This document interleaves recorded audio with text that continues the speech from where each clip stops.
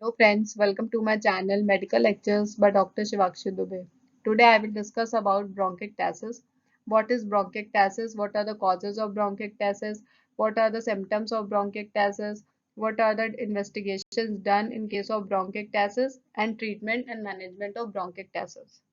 So let's study bronchiectasis.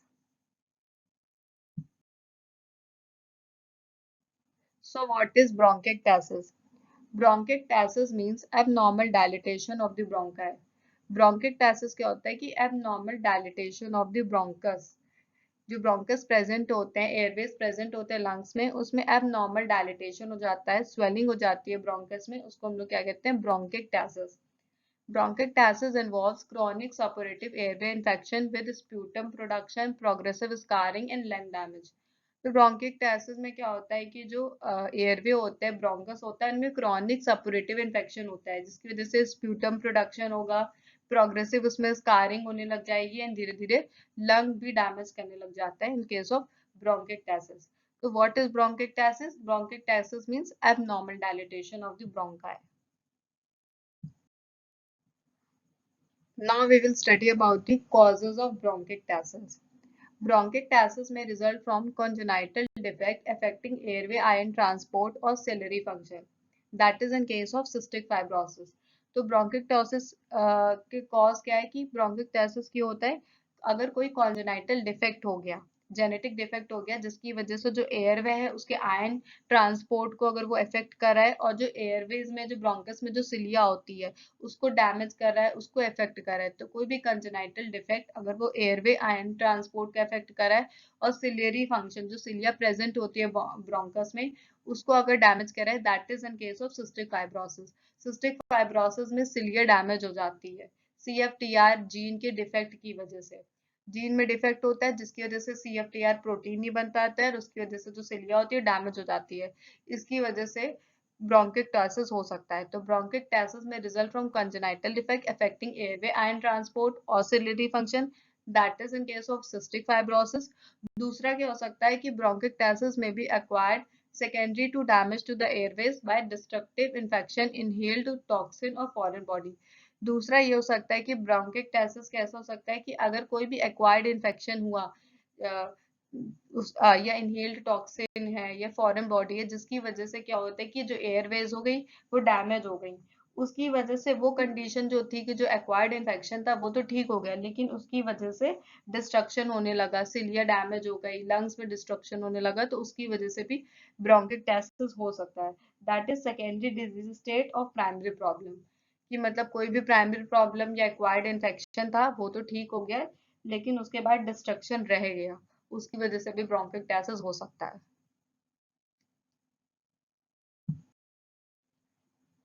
Moving on to further causes of bronchiectasis. तो अगर further हम लोग देखेंगे ब्रोंकिकटासिस में, तो उसमें कंजेनाइटल कॉजेज होते हैं, एक्वायर्ड कॉजेज होते हैं।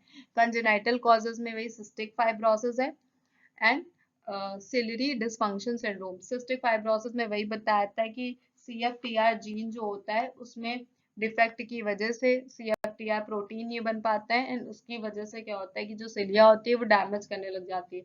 जब सिलिया डैमेज हो जाएगी तो जो म्यूकस है वो उसको ब्रोंकस से एक्सपेल नहीं कर पाएगी। Next is ciliary dysfunction syndrome, जिसको primary ciliary dyskinesia and Kartagener syndrome. इसमें भी क्या होता है कि जो सिलिया होती है वो प्रॉपरली फंक्शन नहीं करती, डिसफंक्शनिंग होती है सिलिया की एंड सिलिया डैमेज हो जाती है, जिसकी वजह से वो प्रॉपरली म्यूकस को एक्सपेल नहीं कर पाती ब्रोंकस से। तो इसकी ये कॉन्जेनाइटल कॉजेज है ब्रोंकिकटासिस के। Next is acquired causes.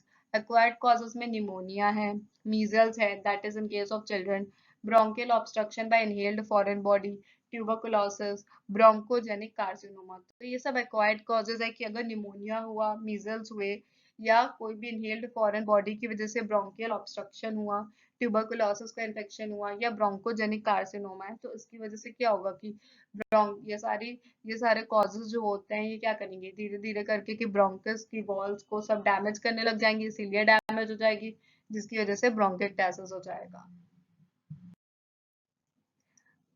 Now the most important part इस वीडियो का ये है कि what are the symptoms of bronchiectasis. कैसे हम लोग ब्रोंकिकटासिस को पहचानेंगे कि ये ब्रोंकिकटासिस का केस है। तो सब पहला सिम्टम है ब्रोंकिकटासिस के केस में कफ। कफ जो होता है वो क्रॉनिक डेली परसिस्टेंट कफ, क्रॉनिक डेली परसिस्टेंट कफ जो होता है वो ब्रोंकिक्टेसिस के केस में देखा जाता है। Next is sputum. स्प्यूटम जो होता है वो कोपियस होता है and continuously purulent, purulent foul smelling पस लाइक स्प्यूटम एंड बहुत ज्यादा कोपियस स्प्यूटम प्रोडक्शन जो होता है वो बहुत ज्यादा हो जाता है in case of bronchiectasis. Haemoptysis भी हो सकता है, that is blood in sputum. Pleuritic pain, जब अगर इन्फेक्शन प्लूरा ऑफ लंग्स को इन्वॉल्व कर रहा है तो प्लूरिटिक पेन भी हो सकता है। डिज्निया दैट इज ब्रेथलेसनेस हो सकती है। एनोरेक्सिया है, मैलेज है, फीवर है। तो ये जो सिम्टम्स हैं cough, sputum, haemoptysis, pleuritic pain, dyspnoea, anorexia, malaise, fever, ये सब देखे जाते हैं in case of bronchiectasis. Now we will study what are the investigation done in case of bronchiectasis. तो सबसे पहले क्या होता है कि sputum culture test done to detect pathogen, कौन से पैथोजन या माइक्रो ऑर्गेनिजम्स की वजह से ब्रोंकिक्टेसिस हो रहा है या इन्फेक्शन हो रहा है, तो स्प्यूटम कल्चर टेस्ट कराते हैं, एक्सरे कराते हैं चेस्ट का, ठीक है। लेकिन एक्सरे इतनी कुछ एग्जैक्ट फाइंडिंग नहीं मिल पाती है। सीटी स्कैन जो होता है वो शो करता है thick and dilated airway, CT scan जो कराते हैं उसमें थिक एंड डायलेटेड एयरवे, जो ब्रोंकस होता है उसकी वॉल थिक एंड डायलेटेड देखने को मिलती है, उसको ट्रैक साइन भी कहते हैं। न्यूट्रोफिल काउंट जो होता है और टीएलसी जो होती है वो इंक्रीज होती है in case of bronchiectasis. So sputum culture test, X-ray, CT scan, neutrophil count and TLC are increased. And these are the investigation done in case of bronchiectasis. Now we will study about the treatment of bronchiectasis कि bronchiectasis का treatment क्या है। तो सबसे पहले इसमें क्या होता है कि inhaled bronchodilators and glucocorticoids are given in case of airflow obstruction.